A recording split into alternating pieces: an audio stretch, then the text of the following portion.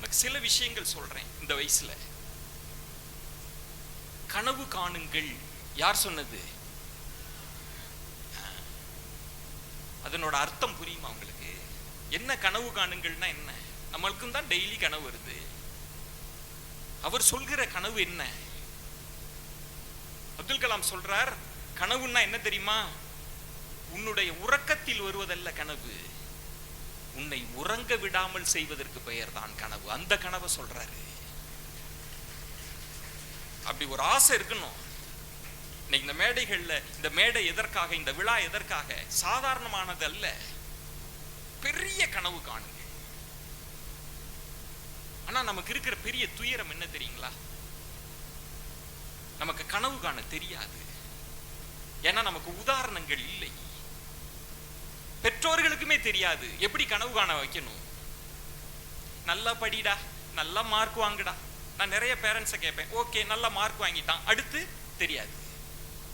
Plus two முடிச்சுட்டு என்ன பண்ணணும் தெரியாது. நல்லா படிப்பாங்க பொண்ணுங்க, நல்லா பிரைட்டா இருப்பாங்க, படிச்சிருப்பாங்க, அடுத்து என்ன பண்ண போற தெரியாது. நமக்கு எந்த இலக்குகளுமே இல்லை.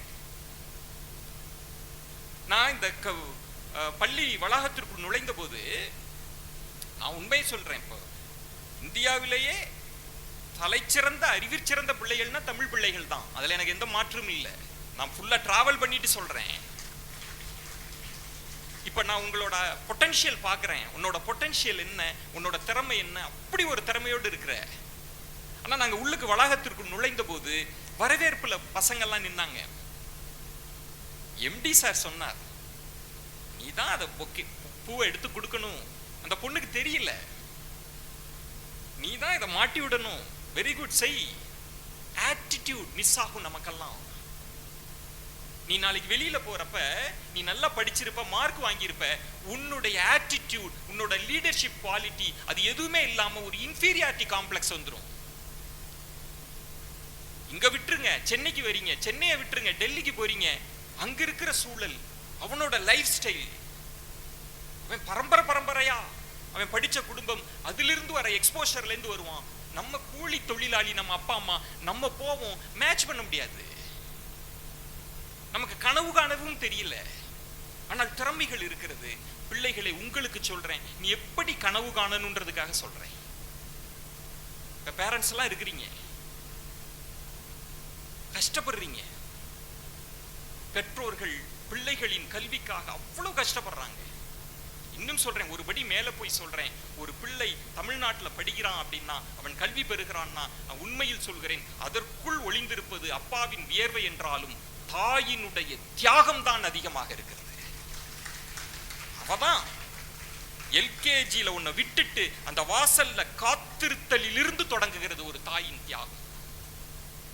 ஆனா என்ன பண்ண போறோம்? நம்ம படிச்சுட்டு கொஞ்சம் 10th படிக்கிற பசங்க, +1 படிக்கிற பசங்க, கொஞ்சம் திரும்பி உங்க சொந்தக்கார பசங்கள் எல்லாம் பாருங்க, படிச்சுட்டு என்ன பண்றான்? 20,000 சம்பளம், 30,000 சம்பளம், இன்னும் வேலை கிடைக்கல, இந்த சூழல்ல இருக்கிறாங்க. ஆனா நான் உனக்கு கனவு காண சொல்லி தருகிறேன், கல்வியை வைத்து கனவு காண சொல்லி தருகிறேன். நான் பார்த்த சில நபர்களை சொல்றேன். பிள்ளைகளை கவனமாக வாங்கிக்குங்க, நீங்க அந்த இடத்துக்கு வரணுன்றதுக்காக சொல்றேன். கல்வி என்ன மாற்றத்தை கொண்டு வரும் என்பதற்காக சொல்றேன். நான் பார்க்கிறேன், ஒரு கான்ஃபரன்ஸ்க்கு போறேன், ஐஐடியில் படித்த, ஐஐடி பாம்பேல படிச்ச பசங்க 5 பசங்க ஐஐடியில் போய் படிச்சிருக்கிறான். படித்து முடித்து வெளியே வருகிற போது, இப்ப எப்படி அலுமினியா சார் வந்தாரோ, ஐஐடியில் படித்து அதுல பெரிய பெரிய இடத்தில் இருக்கக்கூடியவர்கள்லாம் அங்க அசோசியேட்டா இருப்பாங்க. அந்த பல்கலைக்கழகத்தில், அந்த கல்வி நிறுவனத்தில் அவங்க அந்த பசங்களுக்கு 500 கோடி கொடுக்குறாங்க, ஃபண்ட் பண்றாங்க. 500 கோடி. அந்த 500 கோடியை வச்சுட்டு படிச்சு முடிச்சுட்டு வெளியில வந்து, அது படிக்கிற லாஸ்ட் இயர்ல இருந்து அவன் ஒரு ஆப் மாதிரி ஒன்னு டெவலப் பண்றான். சார் பண்றாங்கல்ல, அது மாதிரி ஒன்னு டெவலப் பண்றான். அத ஒரு கம்பெனி ஓன் பண்றான், வாங்குறான் விலைக்கு 1000 கோடிக்கு. இந்த 500 கோடியை திரும்பவும் கொடுத்துட்டான், அலுமினி ஃபண்டுக்கே கொடுத்தாச்சு. மீதி 500 கோடி இந்த 5 பேரும் ஆளுக்கு 100 கோடி எடுத்து பிரிச்சுக்கிறாங்க. ஒரு 30 வயதிற்குள் கல்வி தான் பெற்ற கற்ற கல்வியின் மூலம் 100 கோடிக்கு அதிபதி ஆகிறார்கள். அப்படி 100 கோடி நம்ம பிள்ளைங்க சம்பாதிக்கிறான், ஒருத்தன் அப்படி ஒரு இடத்துக்கு வந்திருக்கிறான், நம்ம யோசிச்சிருக்கிறோமா? இப்படி ஒரு வாய்ப்பு இருக்கிறது நமக்கு தெரியுமா? தெரியாது. பிள்ளைகளே, பெண் பிள்ளைகளே, இன்னும் கவனமாக கேளுங்கள். நீ நல்ல மார்க் வாங்குவ, உன் பொட்டன்ஷியல்லாம் எனக்கு தெரியும். நீ எப்படி கனவு காண வேண்டும் என்பதை சொல்கிறேன். திருவள்ளூரை சேர்ந்த மாணவி, ரொம்ப ரூரல் பகுதி அது. அவ படிக்கிறா, மார்க் வாங்குறா. கிண்டியில மெட்டீரியல் சயின்ஸ் படிக்கிறா. நான் ஊடகத்தில் நான் கவர் பண்ண சில ஸ்டோரிஸ் உனக்கு சொல்றேன், எப்படி எல்லாம் நடக்குது. நம்ம எம்டி சார் சொன்ன மாதிரி உலகம், கல்வி உலகம் எப்படி மாறி இருக்கிறது என்பதை சொல்கிறேன். அப்படி திருவள்ளூர்ல படிக்கிற அந்த மாணவி கிண்டி பொறியியல் கல்லூரியில மெட்டீரியல் சயின்ஸ் படிக்கிறவ, படிக்கிறப்பயே பலருக்கு மெயில் பண்றான், வெளிநாட்டு ப்ரொஃபசர்ஸ்க்கு. நான் உங்கள்கிட்ட கீழே இருந்து ஆய்வு பண்ணணும்னு ஆசைப்படுறேன், எனக்கு ஹெல்ப் பண்ணுங்க, இதுதான் என் ப்ரொஃபைல் அப்படின்னு அனுப்புறாங்க. பல பேராசிரியர்கள் அவளை மாணவியாக ஏற்றுக்கொள்வதற்கு அக்செப்டன்ஸ் மெயில் அனுப்புறாங்க. இவ செலக்ட் பண்றா, ஜெர்மனை சேர்ந்த ஒரு பேராசிரியர். அந்த பேராசிரியர் எல்லா செலவுகளையும் ஏற்றுக்கொண்டு திருவள்ளூரில் ஒரு கிராமத்தில் பிறந்த ஒரு பெண்ணை ஜெர்மனுக்கு அழைக்கிறாங்க. நம்ம யோசிச்சு பார்த்திருக்கோமா? பெற்றோர்கள் அதிகப்படியா நம்ம என்ன யோசிக்கிறோம்? ஒரு பேங்க் வேலை, ஒரு டீச்சர் வேலை, இங்கேயே ஒரு வேலை, இங்கேயே மாப்பிள்ளை பார்க்கணும், இப்படியே கட்டி கொடுத்துடணும். இதை தாண்டி நமக்கு பெரிய கனவுகள்லாம் இல்லை. அந்த மாணவியை அனுப்புறாங்க. எப்படி? ஜெர்மனுக்கு அனுப்புங்க. ஜெர்மனுக்கு போறா, ஜெர்மன் கத்துக்கிறா, ஆய்வு படிப்பை முடிக்கிறா, அங்கேயே மேற்படிப்பு, முக்கியமான பல்கலைக்கழகத்தில் மேற்படிப்பு படிக்கிறா. படித்து முடித்த பிறகு அவள் அமேசான்ல 80 லட்சம் சம்பளத்தில் வேலை பார்த்து கொண்டிருக்கிறாள். உங்கள் சகோதரி. யோசிங்கள். நான் போன வருடம் கரஸ்பாண்டன்ட் பேசின பேச்ச நான் கேட்டிருக்கேன். அவங்க விதைச்சாங்க. நான் தேடிட்டே இருப்பேன், ஒவ்வொரு பள்ளிக்கூடம் அங்க என்ன பேசுறாங்க, என்ன நடக்குது. இதுதான் என் லைஃப். கரஸ்பாண்டன்ட் சொன்னாங்க, வெளிநாட்டு பல்கலைக்கழகங்கள்ல போய் படிங்க, அந்த வாய்ப்பை வளர்த்து கொள்ளுங்கள் அப்படின்னு. நான் பெற்றோர்களுக்கெல்லாம் சொல்வேன், நீ மட்டும் +2ல நல்ல விழிப்புணர்வோடு, நல்லபடியா சரியான வழிகாட்டுதலோடு நீ கரெக்டா போயிட்டீன்னு வைங்க, உயர்கல்விக்கு 1 பைசா கூட செலவு கிடையாது. பேங்க் வங்கி கடன் கொடுக்குது, ஸ்பான்சர் பண்றாங்க. அவ்வளவு வாய்ப்புகள் இருக்கிறது. பிள்ளைகளே, பெரும் கனவு காணுங்க, பெருசா யோசிங்க, தேடுங்க. தேடல். இன்னைக்கு கல்வி உலகம் மாறிடுச்சு. நம்ம என்ன நினைக்கிறோம்? +2ல அதிக மதிப்பெண் வாங்கணும், மதிப்பெண் வாங்கணும். அப்படி மதிப்பெண் வாங்கவில்லையா உனக்கு ஒண்ணு வராது. ஒரு துருபிடித்த சிந்தனையோடு நாம் இருக்கிறோம். பெற்றோர்களுக்கு சொல்கிறேன், கவனமாக கேளுங்கள். இன்னொரு முறை எல்லாரும் கொஞ்சம் நிமிர்ந்து உட்காருங்க. அட்டென்டிவா ப்ளீஸ். தேங்க்யூ. இத போய் உங்க அப்பா அம்மாட்ட சொல்லுங்க. நம்ம என்ன நினைக்கிறோம்? நிறைய மதிப்பெண் வாங்கினாதான் அவன் அறிவாளி, நிறைய மதிப்பெண் வாங்கினாதான் அவனுக்கு வேலை கிடைக்கும். இது அவுடேட்டட் கான்செப்ட். உங்களுக்கு சொல்கிறேன், சாருக்கு தெரியும், இங்க இருக்கக்கூடியவர்களுக்கு தெரியும். +2 முடித்த பிறகு 80 நுழைவு தேர்வு இருக்கு. 80 நுழைவு தேர்வில் 75 நுழைவு தேர்வுக்கு +2 மதிப்பெண் தேவையில்லை. அது ஒரு பேஸ் மார்க் தான். நீ நினைச்சா அடிக்கலாம். நான் உனக்கு சொல்லுகிறேன், நான் சமீபத்தில் சில பேரண்ட்ஸுக்கு, சில நண்பர்களுக்கு வழிகாட்டுதலை நடத்தியதை நான் உனக்கு சொல்றேன். ஒரு 2 வாரத்துக்கு முன்பு நடந்தது சொல்றேன். ஒரு அம்மா என்கிட்ட வந்து சொல்றாங்க, பையன் நல்லா படிக்க மாட்டான், +2 அவன் மார்க்கே வாங்கல, என்ன பண்றதுன்னே தெரியல, கையில காசு கிடையாது, என்ன பண்ண போறானோ, எனக்கு ரொம்ப கஷ்டமா இருக்கு அப்படின்னு.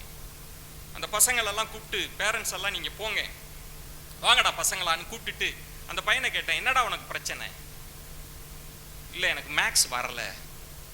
அவன் சொன்னான், மேக்ஸ் எனக்கு வரலன்னு. அவன் கிராமத்தில் இருக்கிறான். மேக்ஸ் வரலையா? எது நல்லா படிக்கிற? ஓரளவுக்கு பயாலஜி நல்லா மார்க் வருது எனக்கு. ஓகே, ஆனால் இவன் நல்லா படிக்கலன்னு சொல்லிட்டே இருக்கிறாங்க பேரண்ட்ஸ். நான் சொன்னேன், பயாலஜி மட்டும் வருதுன்னு சொல்றியே, இதை வச்சு ஏதாவது பண்ண முடியுமா உனக்கு தோணுதா அப்படின்றேன். தெரியல, என்ன கைடன்ஸ் எதுவுமே தெரியல. நீங்க மொபைல் வச்சிருக்கிறீங்கல்ல, இந்த மொபைல் எவ்வளவு வரப்பிரசாதம்ன்றது உங்களுக்கு தெரியல. நம்ம ஏதோ தேவையில்லாததெல்லாம் மொபைல்ல பார்த்துட்டு இருக்கிறோம். ChatGPTல கேளு, நான் +2 படிக்கிறேன், எனக்கு பயாலஜியில மட்டும்தான் ஸ்ட்ரென்த் இருக்கு, மற்றதுல எனக்கு எந்த வாய்ப்பும் இல்லை, எனக்கு இதுதான் என்னோட ஸ்ட்ரென்த் அண்ட் வீக்னஸ், நான் என்ன செய்யலாம்? நீட் எழுதலாம். இன்னும் சொல்றேன், பயாலஜியில தான் ட்விஸ்ட் பண்ணி கேட்க முடியாது கேள்வி.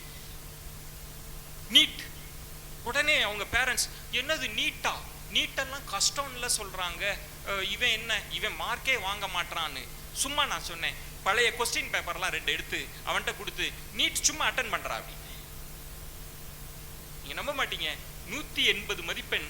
அவன் எதுவுமே தெரியாம சும்மா அட்டன் பண்ணாங்க. 110 மார்க்குங்க. அவன் 110 சும்மா அட்டன் பண்றான். அவன்கிட்ட சொன்னேன், ஜனவரி இருக்கு, இன்னும் மாதங்கள் இருக்கு, ட்ரை பண்ணு, உனக்கு எது ஸ்ட்ரென்த்தா இருக்கோ நீ ட்ரை பண்ணு, உன்னால் முடியும். ஹார்ட் ஒர்க் போடு, கடின உழைப்பு தேடு, உன் திறமைக்கு என்ன இருக்குன்னு தேடு. நீட் இல்லைன்னா நீட் மதிப்பெண்ணை வைத்து சில நுழைவுத் தேர்வுகள் மூலமா நீ போலாம். கோர்சஸ் இருக்கு, தெரியாது நமக்கு.